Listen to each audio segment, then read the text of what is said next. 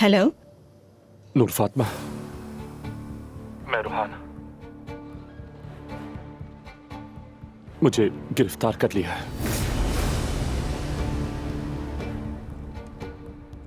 क्या?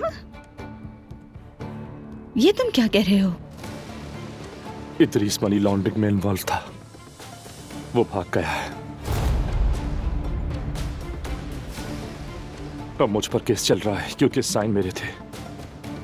मैं पकड़ा गया हूं नूर फातिमा।